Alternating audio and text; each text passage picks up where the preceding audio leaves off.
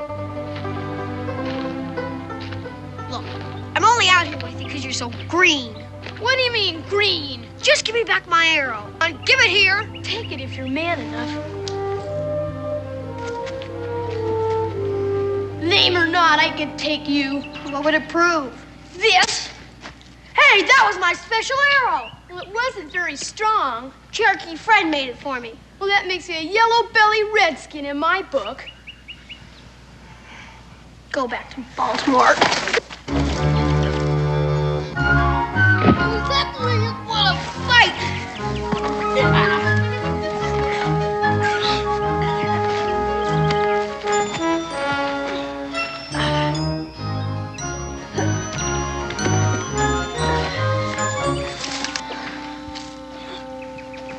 Don't eat him, Mr. Dobb.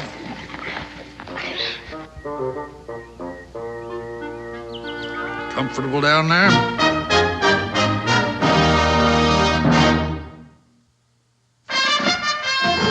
Daniel Boone was a man, yes, a big man, with an eye like an eagle and as tall as a mountain was he.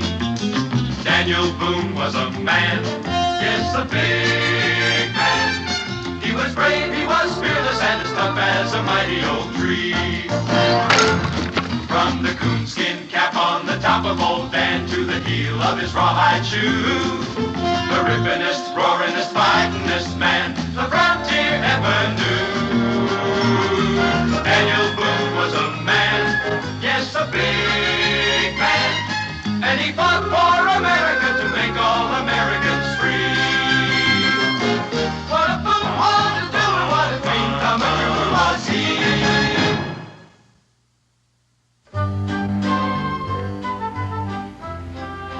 What's that, Mr. Dobb? Yeah, it brings back the same thing to my mind. Who are you talking to? Mr. Dobb. Where is he? I don't see anyone. Well, how many could see you if you were over 2,000 years of age? 2,000 years of age? Do you remember about the prophet Elisha? You mean from the good book? Yeah. He went around curing polluted wells and springs so that people wouldn't die of thirst and the cholera. He inherited the prophet Elijah's mantle. He went around doing some hocus pocus of his own, by and large doing good and throwing in some free amusement. Remember what happened then? They ran him out of town. In them days, folks didn't understand that everybody's got to give and take up a hand now and then, as Mr. Dobb says. Why should they? That's what kept Cain in hot water.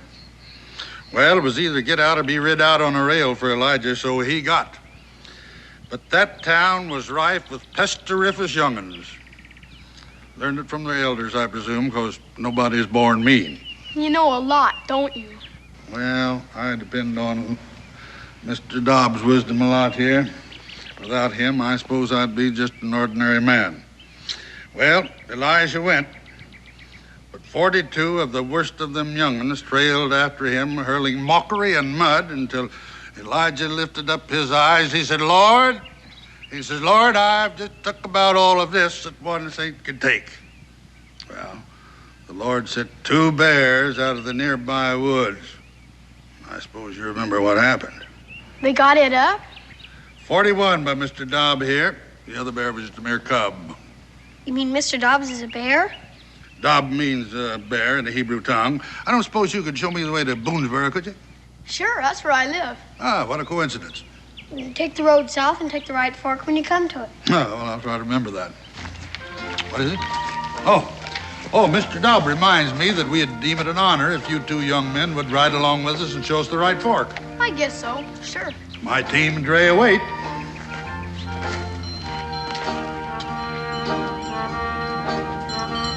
Is that your team and Dre? Yep, if you'll find places for yourselves.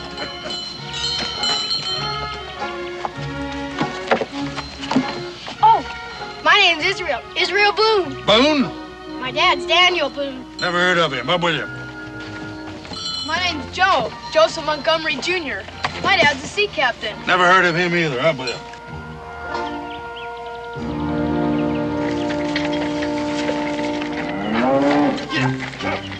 Yeah. Steady, you beast! Steady as she goes! Easy there! Here, keep! Here now! Hold still now. Jump! Come here, jump! Come here! Now hold still. Hold it.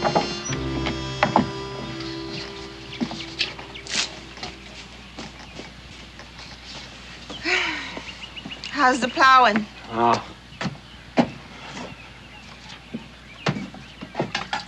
That horse will get sunstroke. It's only for a minute. I'll take some water to him. That's my house bucket. Here, fill this up at the well. Oh, nursemaid for a horse. What a way for human beings to live. Well, you chose it for your own reasons. Where is Joe Jr.? There's lots of country around here. I told you to look after him. I tell you to let him be a man. He is still a little boy. Oh, Varna, when I was his age, I know. You were on your first voyage as a cabin boy, living on biscuits and moldy beef and taking the captain's rope end across your back. Is that what you want for our son? Why did I give up my ship, huh? Why did I come to a place where they don't know an oar from a winnow? Because there's room here for him to get away from your coddling and softening, so he can learn to stand up straight in his own feet. I didn't mean to say that. It was an accident. Well, was it an accident that you never let him out of your sight from the day I embarked until my voyage is ended? Was it by accident that you tried to leech out of him everything a man wants to see in his son?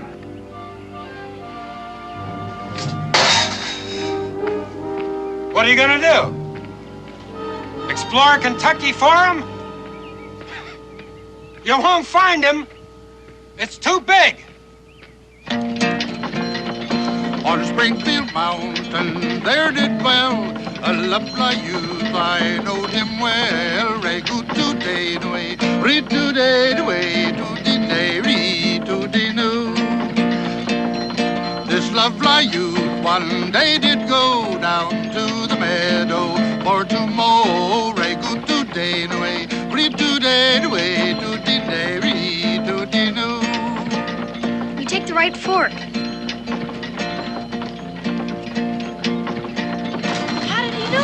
Did Mr. Dobbs trot along there to show him? He scarce had mowed half round the field when an ugly serpent bit his heel. Re-good today, way, read today, way, to day, read to no.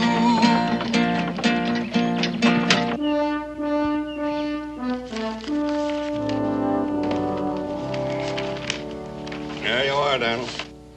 Finest land in the Western Hemisphere. And 1,500 acres of this land that you choose will be deeded over to you, tax-free, when you finish the exploration. Well, I think so. Just trading on Daniel's name and bringing a lot of innocent folks. Oh, you know, Dan, one hand sort of washes the other, so to speak. I think I'll keep mine dry. Oh, but Dan, you... Which reminds me, Cincinnati? Yeah. Raleigh? Yes, please. All right, Dan, all right. 2,000 acres. This land is not yours to deed away. Oh, well, Dan, confidentially, we have this fellow in Washington that has connections, you know. That still doesn't change anything. It's still Onondaga land. Well, the whole country was Indian at one time. Yeah, so I heard. Oh, well, now, Dan, suppose you'd have been aboard the Mayflower. Would you just have turned around and sailed right on back home? No, I wasn't there, but the reason this land is still empty is it's held sacred by the Onondaga for the Cherokee Nation. Oh, Daniel, they don't come there once in 20 years. They come there every 7th year to worship. And in the meantime, it's pretty well guarded against desecration. Bunch of unwashed red pagans, is all they are. Well, they're deeply religious red pagans. And they would cleanse the desecration in the desecrator's blood. Of course, that wouldn't bother you. You just have your man in Washington send in troops and wipe out all concern. But you would get a funeral out of it that would be writ up in Journal and Gazette. Even if your widow did get skun out of her acres on the grounds that you didn't have time to finish exploring it. Oh, I don't think Mr. Raleigh'd sink that low, Cincinnatus. After all, getting the explorer killed is the only sure way he can get clear title to that land. Now, you would put in a clause protecting my widow's acres, wouldn't you, Mr. Raleigh? Oh, well, Oh, now, come on. I can take a joke as well as the next one. No, Dan, about these acres. If you want... Oh, Miss Montgomery. Cincinnatus, I was looking for my son. Joe? Well, Joe ain't been in here today. He's probably out exploring. In the forest? Well, there ain't nothing gonna hurt him. Unless maybe he runs into somebody's trap or into a panther. A panther? Oh, Mr. Boone, what'll I do? Just a little frontier humor, Miss Montgomery. I wouldn't worry. My own boy is out bow and arrow hunting. Your boy isn't a cripple. Well, the boys usually like to hang out at the blacksmith shop. Oh, yes, thank you. I'll go look there. Oh, she mother hens that poor boy. And his father makes him out to be the gamecock of them all. Why, between the two of them, he just ain't got a chance. Well, I guess at the right time, like all the rest of us, he'll take matters into his own hands. Well, now, what do you think of the new position of my bar, huh? I don't know whether I'm going to ever get used to it or not, but got a little more elbow room. Dan, now about my proposition. If you want... It can't be. I'll bet it is. Is who? Rudy-doo. Now, Molly had a rotten tooth, and so the poison killed them both right good today. Hooty-nay, hooty-noody-doody-doody. Hold him up there, Mr. Dobb. See that? He didn't even touch the reins. Of course not. Mr. Dobbs says all that. Who's he? Prater Beasley. Who? Prater Beasley.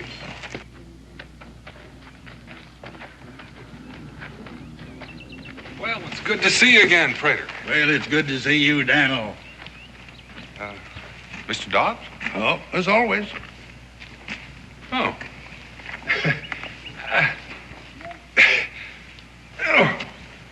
Well, he doesn't know his own strength. He never did.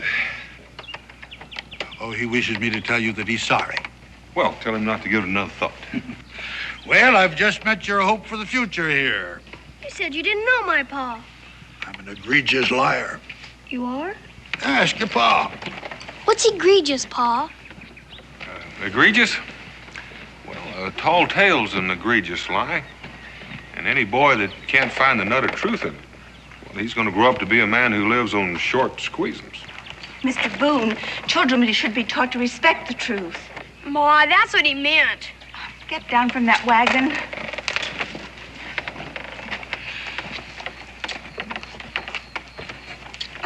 What's happened to your clothes?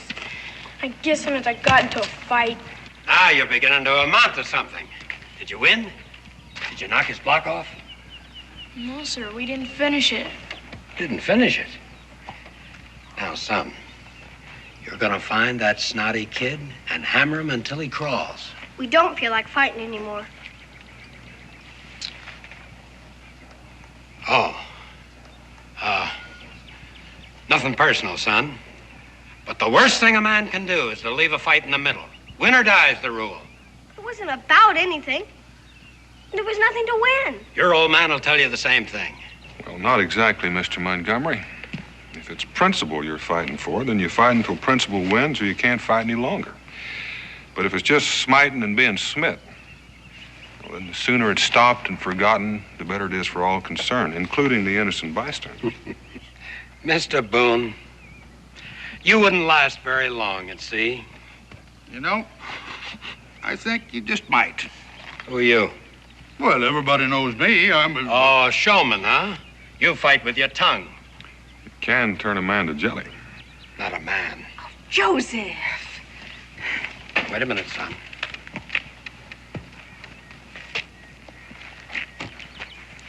I intend to have this out. It's out.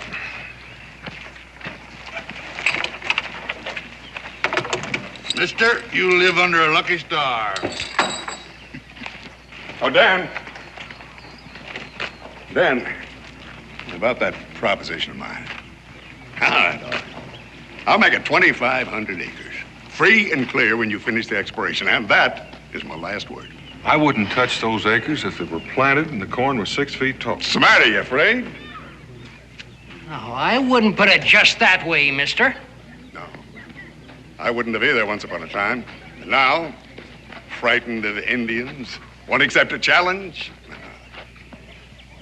Boone, you're a big man. Because once you had guts enough to open up a chunk of Kentucky, well, any man that would do the same can be just as big and rich in the bargain. All right. You go ahead and skulk. Men with the kind of guts we want are plentiful. I hope not, for their sake.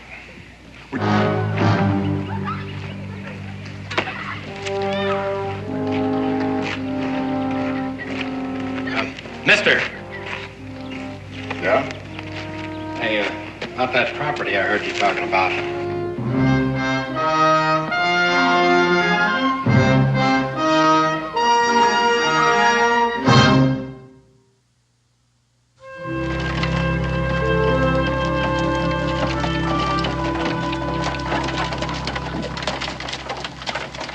Ooh, boy, woo. Hi, young fella.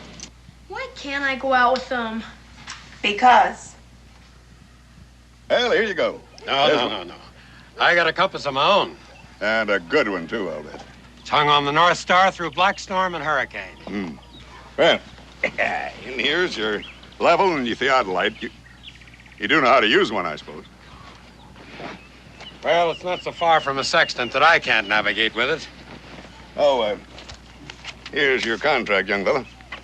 You drive a hard bargain. Mr. Rowley, I cut my teeth on London factors and Chinese merchants in Canton. You know, I believe that a brave man deserves riches. I don't begrudge you one red cent. Oh, you do know where the so-called Onondaga country starts up there at the crest of the mountain? Don't you worry about them. No, I won't. I'm one man the troops won't have to come in for. I take care of my own fights. Glad I met you. You're the kind of fella I've been looking for. You found him. Good luck to you. Thank you.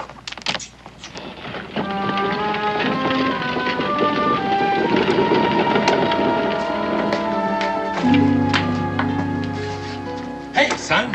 Why don't you come outside? Now, I've got something to show you. Now, you take this and put it in a good, safe place. All it is our fortune. If What? Barna, don't try to make a farmer out of me. I never did, Joseph.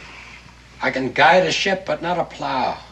I can walk a deck in hurricane, but these cursed furrows shift under my feet. Do you think mountain rocks will be easier? I think so. It'd be more like a deck in a hurricane, I think. Hold your tongue, Joseph Jr. I think the boy's put his finger right on it. Son, how'd you like to go with me? Can I? You bet you can. Go outside, Joseph. Barna, the boy's going with me. Outside.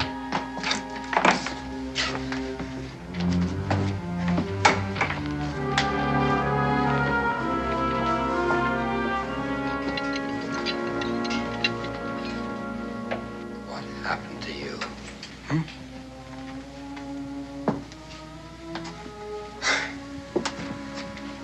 When I first knew you, you were so gay, and so pretty, and so loving. I couldn't stand being away from you, nor you from me. And now? My son's a cripple. I will protect him. I won't have a son anymore if you keep him from going with me when the time comes. Joseph. Son or a wife, neither one. I'll be done with the two of you. I'm going and no one could stop me. Oh, landlord, fill the flowing bowl until it doth run over. Landlord, fill the flowing bowl until it doth run over. For tonight we'll merry, merry be. For tonight we'll merry, merry be. For tonight we'll merry, merry be. Tomorrow we'll be sober. He He who kisses a pretty girl and runs and tells another. He who kisses a pretty girl and runs and tells another ought to have his nose cut off. Ought to have his nose cut off. Ought to have his nose cut off. And never kiss another.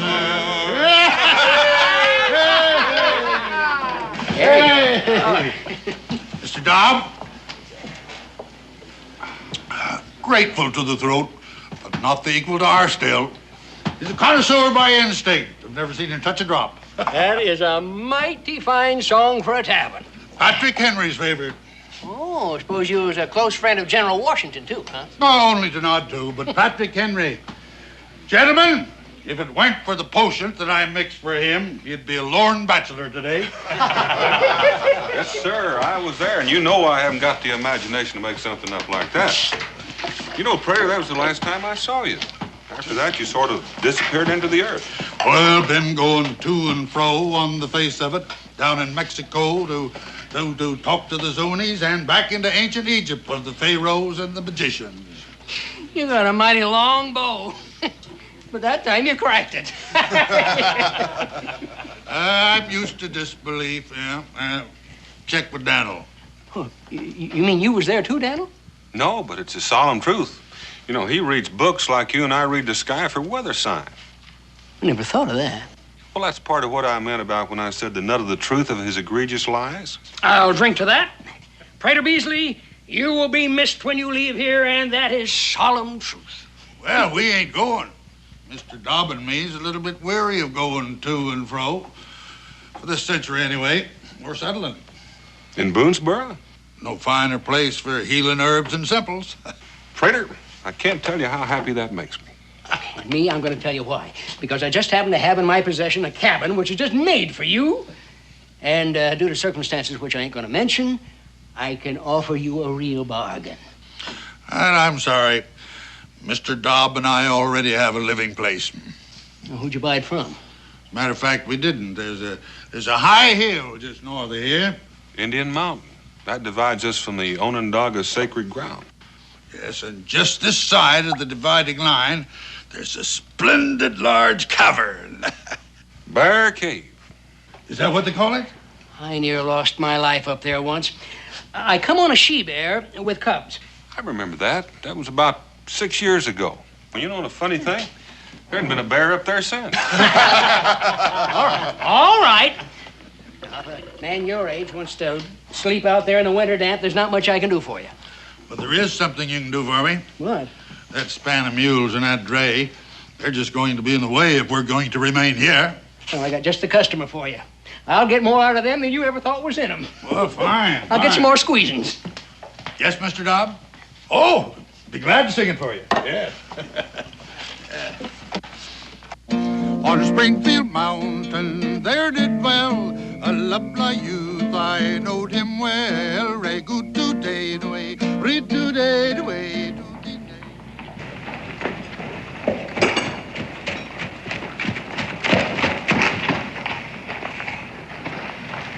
Israel, you better be careful about grabbing those horses' tails. You might get a hold of one sometime and doesn't like it. Yes, Pa. Don't wander off. I won't be too long. If it's all right, I'll just mosey around. I'll find you when it's time to go home. All right, Pa.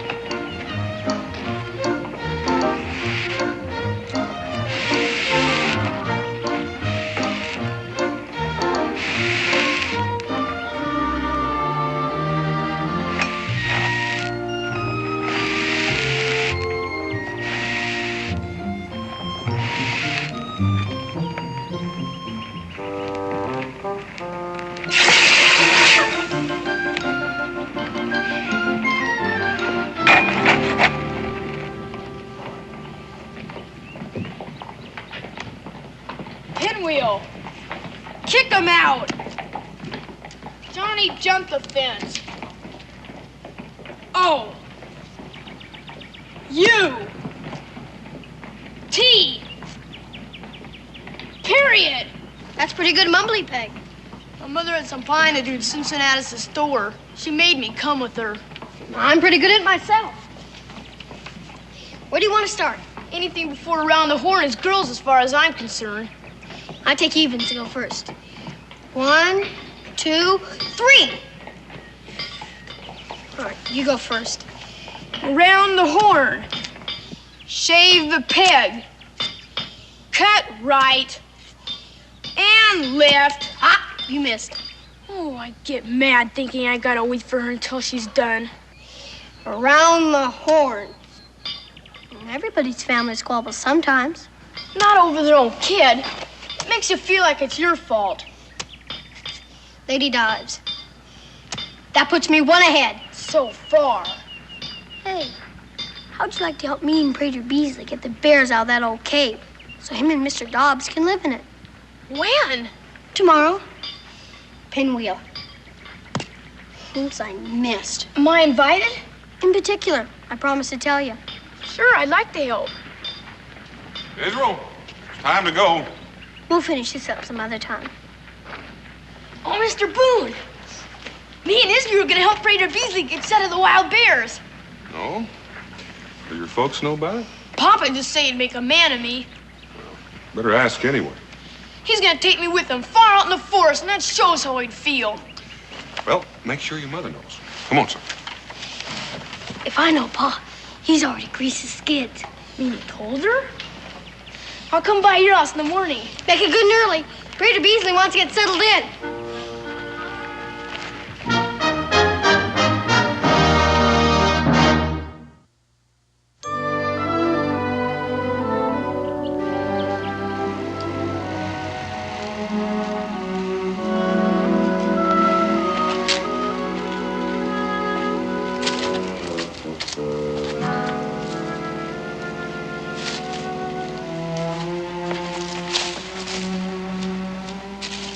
Tread softly, boys.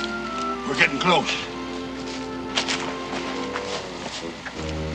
I never thought she'd let me come. Told you Pa greased his skids.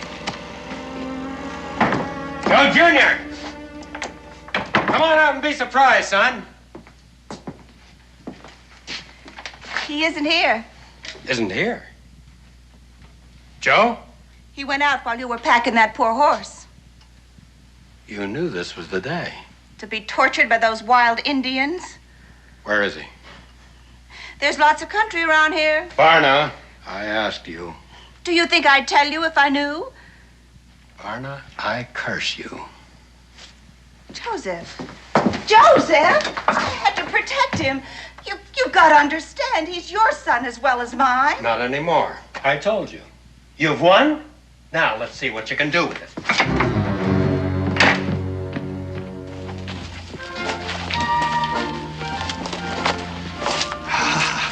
There she lies. How do we shoot them? Oh, it probably won't come to violence, but we'll spy out the land, see what we're up against. And you were going inside? Don't even breathe.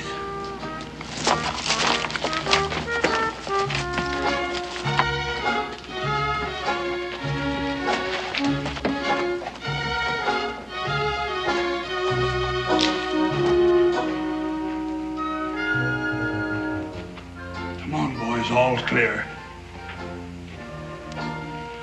Well, make yourselves to home.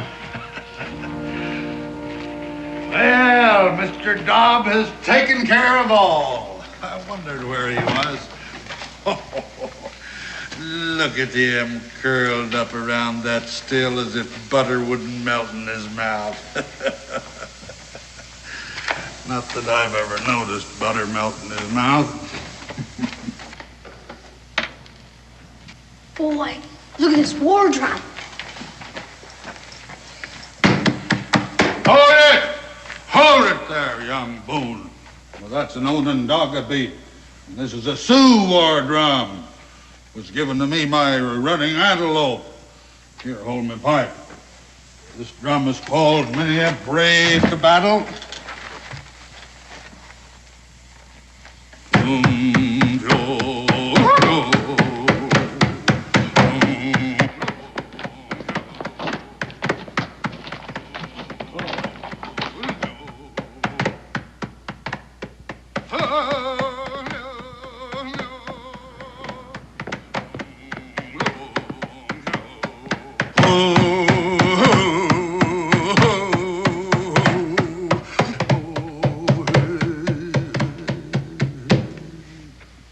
does it mean?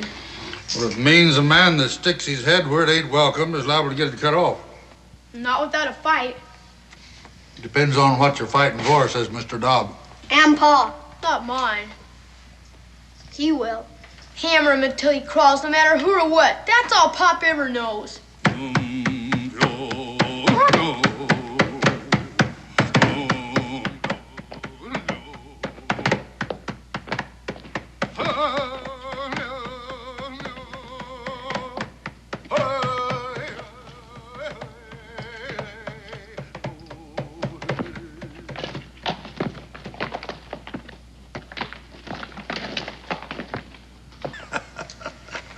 What's so funny? A story just popped into my mind. What kind of story? An Onondaga fairy tale. Do Indians have fairy tales? Sure they do. Yeah, they sugarcoat their lessons to get them understood just like the rest of us. How does it go? Well, sit down, sit down. Make yourself comfortable. Well, as the Onondaga tell it, when pestered by their young, there was a man and his wife lived in the woods by themselves, and they had one boy about you fellas' age, and pretty soon they had another little boy. And after that, why, the mother, she went on to her ancestors. You mean she passed on? Mm-hmm. Well, the little baby stood, about as tall as that finger. There's a picture of him up there.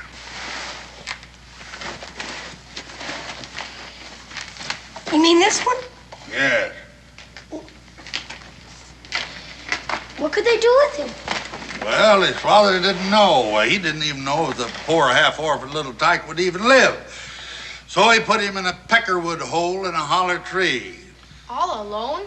Feeling mighty low about it, but not knowing in his grief and loss what he could do. What happened to him? Well, just watch the little figures there on the bear skin, and then you'll know. Well, lo and behold, if in a few days his brother didn't hear him crying. So he went up there and he fed him some deer soup that he had made. Well, you ought to seen that little mite wade into it. Why, the more he'd eat, why, the more he didn't grow. But the feistier he got. He made him a little fawn skin suit, and he skipped around like a chipmunk, talking a blue streak. He must look just fine. Sure he did. Well, his brother took him home. He didn't want to stay at first, thinking his father didn't really want him on account of how he had been treated. But his father gave him a little club, and he went out and tried it, and he came back as happy as a clam. And he decided that he was going to make that his home after all. What kind of a club was it? Onondaga War Club, junior size. But it had properties. What kind? Well, if he threw at an eagle, that eagle dropped to the earth.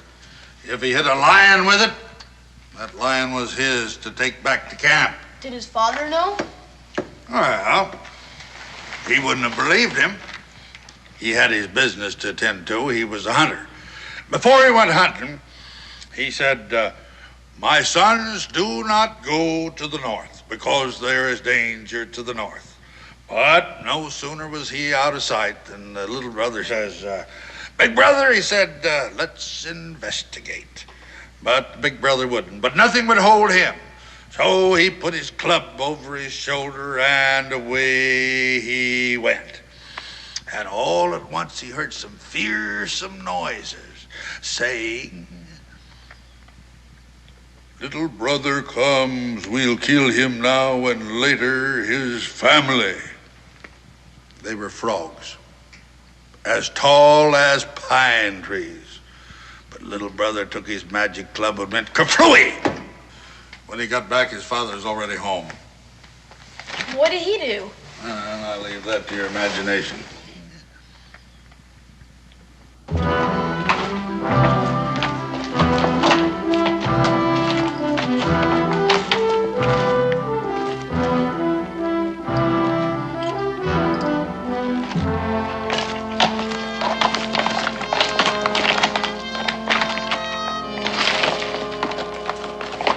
This time it was the South. And this time he took his brother along with him.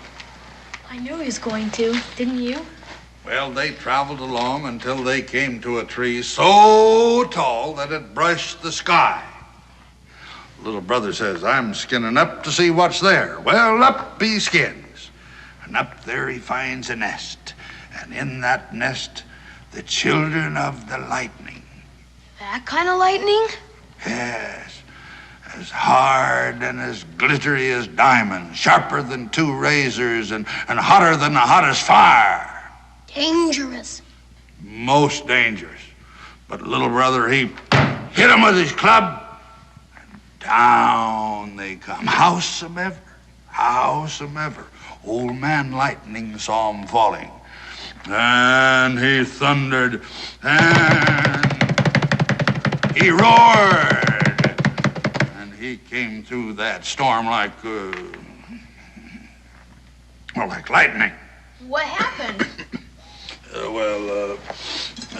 I gotta get some potion for this rasp.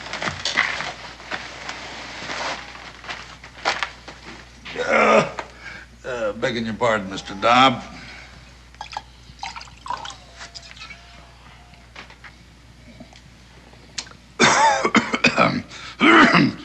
Now, that's a potion. All right. It's better than having you at me with I told you so all the time. What happened to old Lightning? Oh, well, little brother had to hit him twice to vanquish him. Is that the end? Oh, next his father warned against the east. And no sooner was he out of sight than there was little brother in the east, tangling with a giant they called Stonecoat because his jacket was a mountain that he'd carved out. A whole mountain?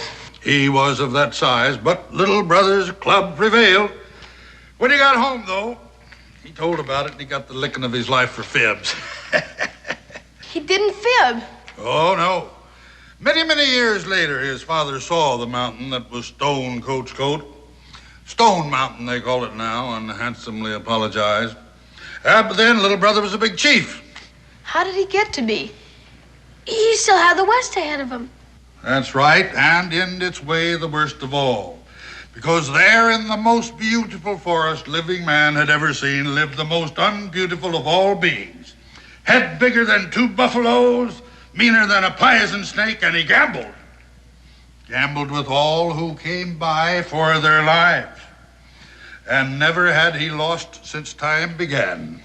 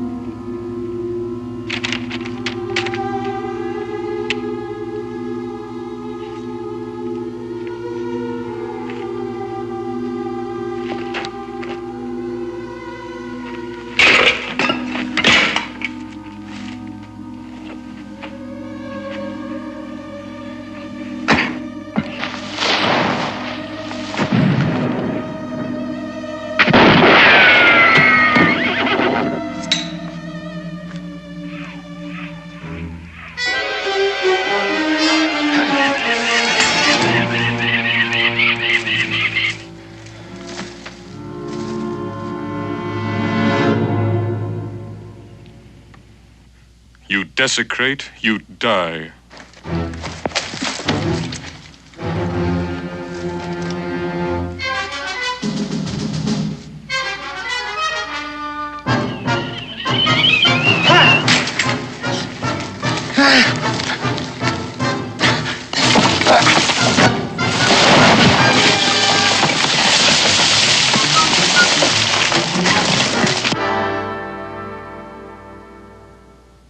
Yeah, afterwards, little brother, he let loose all the men that the gambler had there to hold them until he could take their lives. And the prisoners were so happy, they asked little brother to stay on as their chief. And he did. Well, not right away, no. He thought about it this way and that way, and finally he said that he'd be honored if they'd let him bring his relatives. And so they did. And I guess if we could find that forest right now, we'd find all those people living there with little brother. That's a good story. I'd like to have a club like that. Oh, you would? Well. Here we are. It's all yours. Take it along. Thank you very much. Thank you. Thank you. All right, boys, out of the way. I got work to do now. Get along. You work? Well, yes. Mr. Dobb here is a great physician, and I mix all of his medicines. Thanks for the story. You're welcome. You don't suppose my club has properties? It has the properties that you find in it.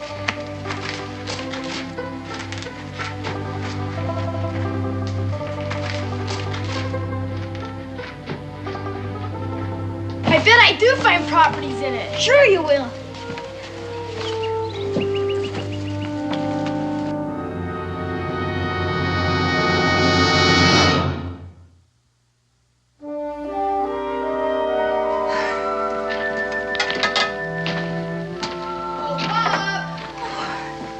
Joe, are you all right? Yeah, he's sure. Where's Pop? Oh, what's that? My own Doggo Work Club from Prater Beasley. That man gave you a war club? Oh, Joseph Jr., take good care. I want to show it to Pop. Your father isn't here. Is he still out in the barn? No. You sit down. Your lunch is ready. Where is he? At the fort?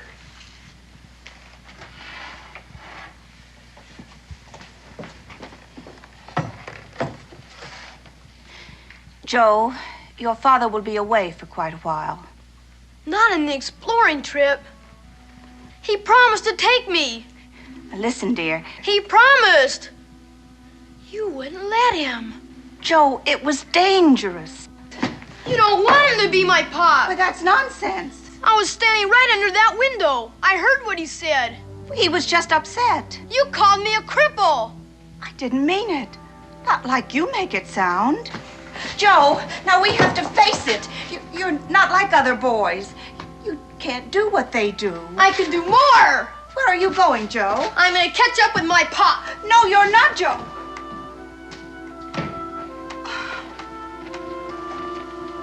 Oh, Joseph.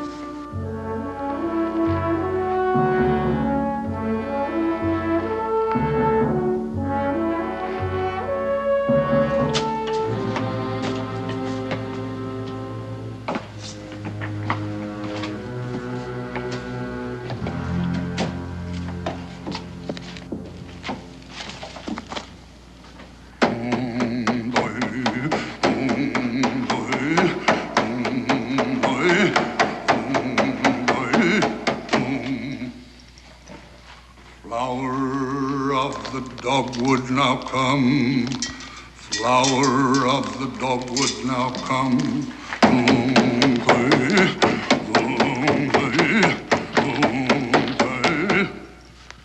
Spirit of the red berry, arise.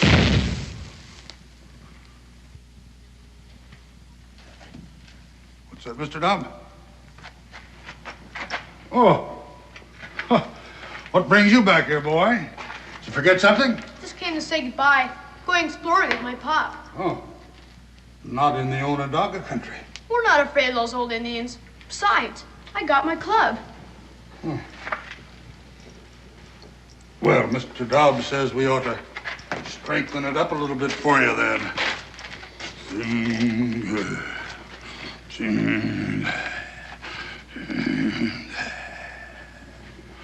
Yeah, that ought to do it. Thanks. Bye, Mr. Beasley. Goodbye, boy. Now take care of yourself. Yeah. I agree with you, Mr. Dobb. We ought to keep an eye on him. No offense to solemn things.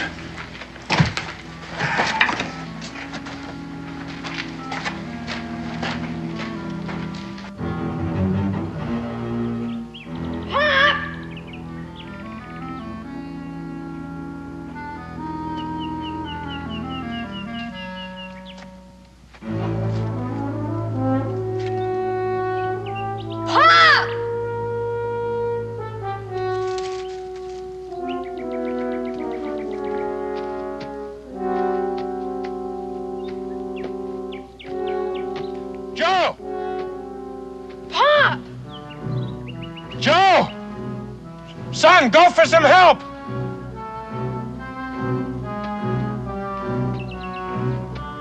Son, no! Don't try to come down here!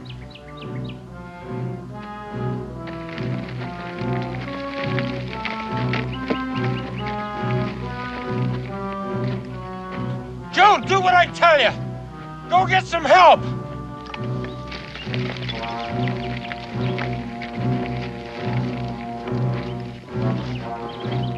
Don't try it!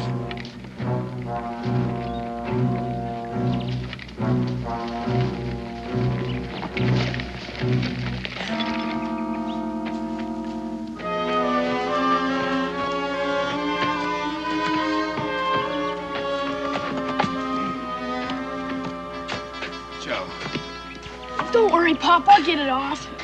why didn't you listen to me? You could have fallen and hurt yourself coming down there. I was all right. See, Pop, I would have come with you if I'd known it was today. I didn't know. I wanted to be with you, Pop. All right, never mind, son. Come on, let's try it. Yeah. Again. No. Oh, it's no use. It's too heavy. You gotta go get somebody. I'm not gonna leave you.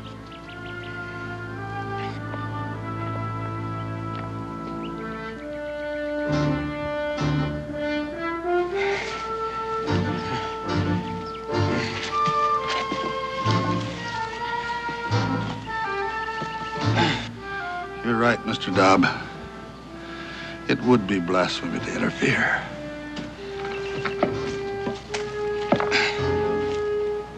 Yeah. That's it. Oh.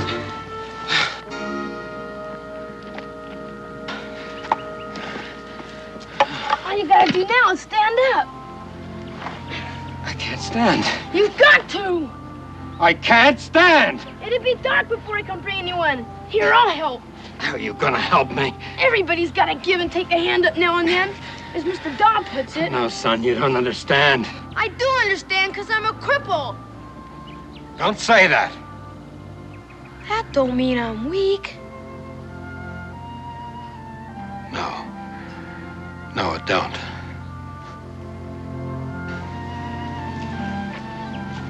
Here, I'll lean on this. You lean on me. Put your hand on my shoulder. Thank you, son. We'll make it between the two of us. Well, maybe I can help. Which leg is it? This one here? Yeah. Well, we'll see to it. Well, you won't need that anymore. We'll leave that for the Onondaga. He'll understand. But you said I'd find great properties in it. Well, you found them. Confidence, friendship, and the courage to know yourself. Now, we'll leave it. Another little brother may find the use for it. Well, come on, let's get aboard. Let me help you here.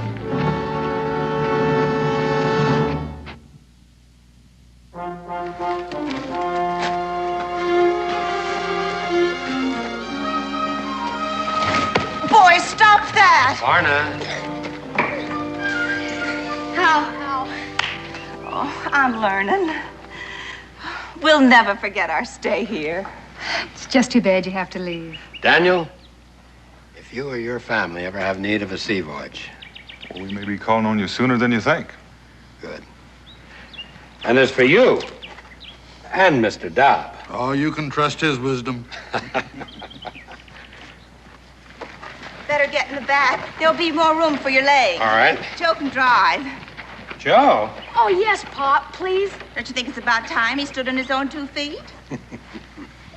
If needs be, you can reach him out a helping hand. I'll take it. I've learned that. Prater Beasley, you know what I'm going to do as soon as I get shut of this. I'm going to visit Stone Mountain. I want to see that giant's coat with my own eyes. Good. Bye, all. Get out.